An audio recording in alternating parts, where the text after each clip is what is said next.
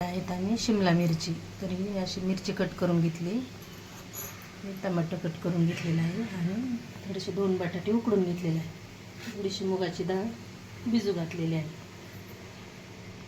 तरी आपण एकदम साध्या आणि सोप्या पद्धतीने करणार आहे. तरी थोडंसं तेल टाकून घेतले, तर तेलामध्ये थोडासा लसूण कट करून घेतलेला आहे, ते टाकलेलं आहे. असं तेल मिळायला लागलं की गरम झाल्यानंतर थोडीशी जिरी, थोडीशी मोहरी टाकून घ्यायची. म्हणजे आपण टमाटर टाकून घेतलेले ना, ते टाकून द्यायचं.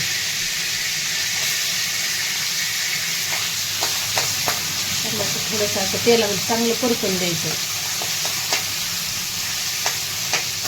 टमाटर परतत आलं का थोडीशी मिरची टाकून घ्यायची.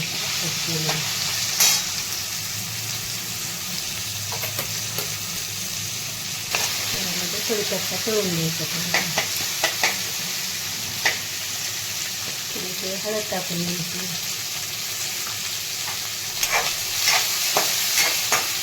सगळं असं छान असं परतून द्यायचं. परतत आलं का मग मुगाची डाळ भिजत टाकलेली ना, ती टाकून द्यायची.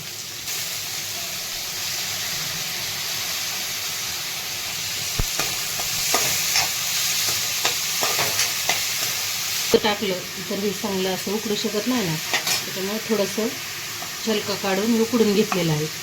तर यामध्ये थोडंसं बटाट टाकून द्यायचं, म्हणजे खूप चांगलं लागतं शिमला मिरची.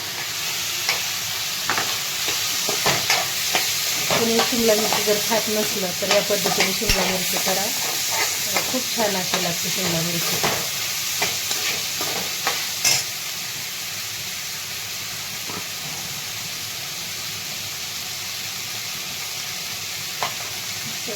थोडंसं मीठ टाकून द्यायचं.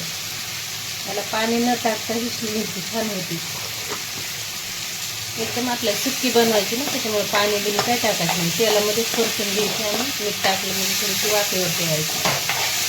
तसं छान असं परतलेलं आहे. तर थोडीशी आता आपल्याला चवीनुसार लाल तिखट टाकून घ्यायचं.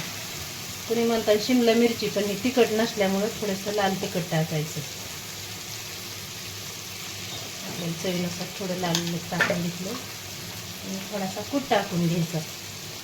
कूट पण आपण असा शिजत आल्यानंतर टाकायचं, म्हणजे छान असं होतं मिरची.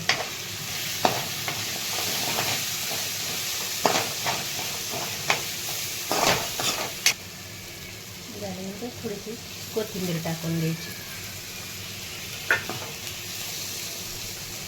तर या मिरची खायला शिमला मिरची बघा किती खूप अशी छान अशी दिसते.